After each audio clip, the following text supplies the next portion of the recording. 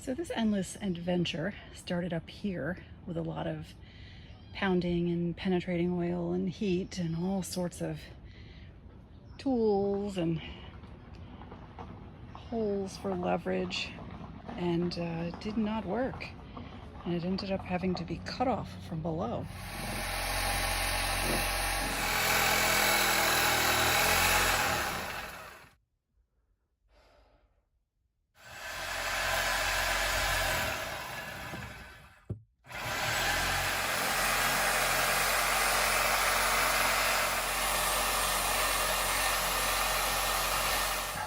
So the offending piece is now out of its position, and it is laying inside the anchor locker, the chain locker.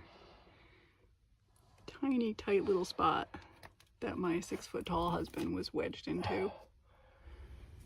When these things are new, they just slide right through. This piece just slides right through the hole and you bolt it in place and everything's wonderful.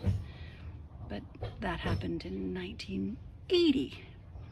And now in 2022, it's a little bit harder to get out.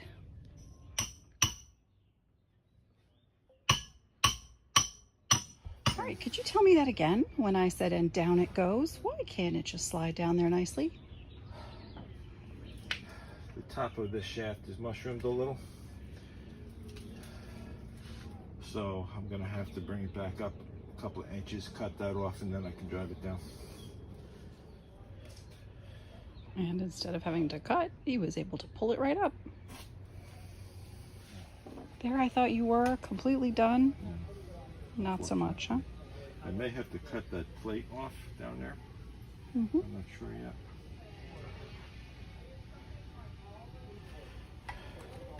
Hey, can you just hold this like this so I can see if the leg goes all the way down?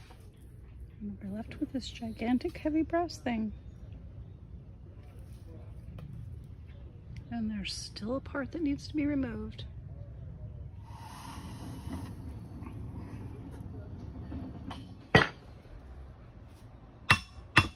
Good Lord, this is a teeny tiny little space. And this thing is what has to be cut off. This plate, which you can see the nice little rust right there holding everything in place. Ugh. And back he goes. What? Into that miserable spot to start cutting again.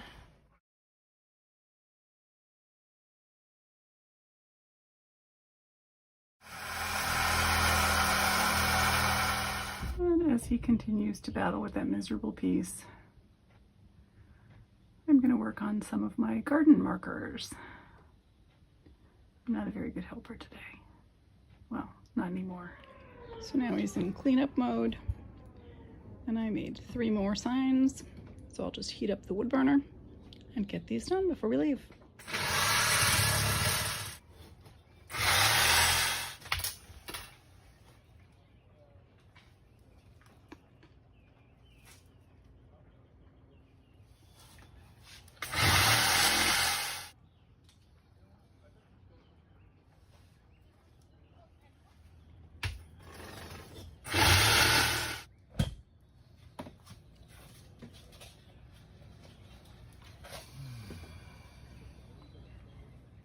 How's it going, Cap?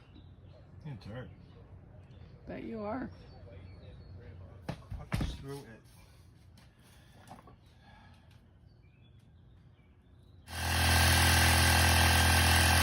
We're just staying Mystic, but unfortunately, working underneath the shrink wrap is like working inside of a greenhouse. But they've been there for so long now. And fixing the location of the cleat, it's multiple. Is what?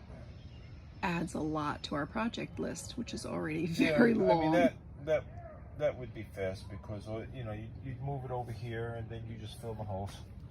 That's no big deal. Certainly if we're going to do it, we want to do it before we paint though. And that would give us a little bit more room to put a metal strip right here. Yes. Safeguard.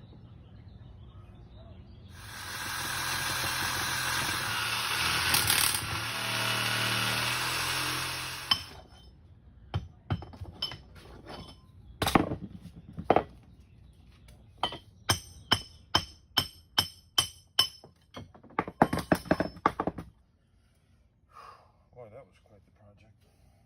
Yes, it was.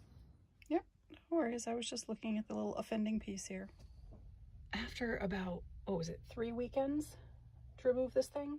Once I decided to cut it out, then it was one day. I just didn't use the right technique, that's all. And now that everything's taken apart, this plate has to go back on there because it appears to be structural to the pulpit. And so leaving it unreinforced until we get the new one would not be a good idea. 4 inches on the nose.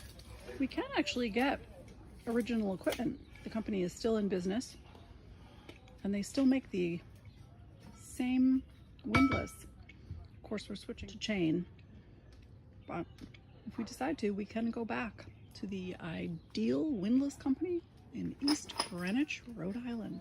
And the cover is off. Finally. Still on the hard, still far from ready. But with the cover off, it's a little bit closer. So after filming every single bit of getting the old one out, I completely skipped the install of the new. But there it is. And today is the day where he wires it up. We ended up with a Maxwell RC10.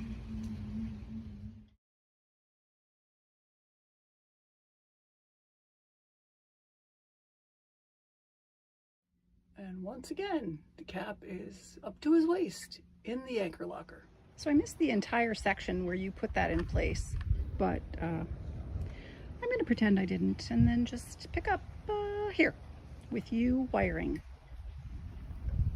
And I have a 5-inch deck, so now I have to go down into the forepeak and see what I need for that, and then I'll put my wires.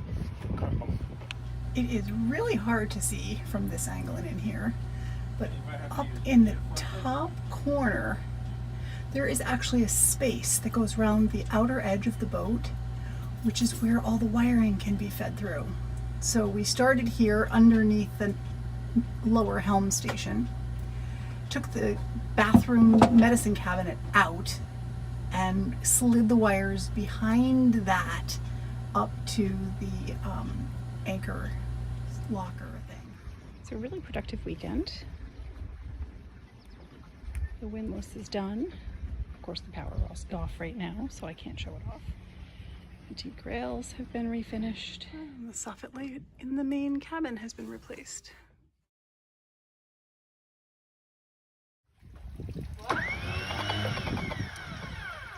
Too cool. Ooh, and it even works from above. Just smile, for God's sake. You just put the windlass on. The chain locker door is actually in the girls' cabin. And so to make it a little bit safer, Rob's cut a couple of boards to size and slid them down into place. So the anchor chain cannot fall forward if the door is open, but he can easily remove these if he needs to access that compartment. That is another project complete. Next up, get the dinghy up onto the roof so we can decide where to position it and then install the chocks.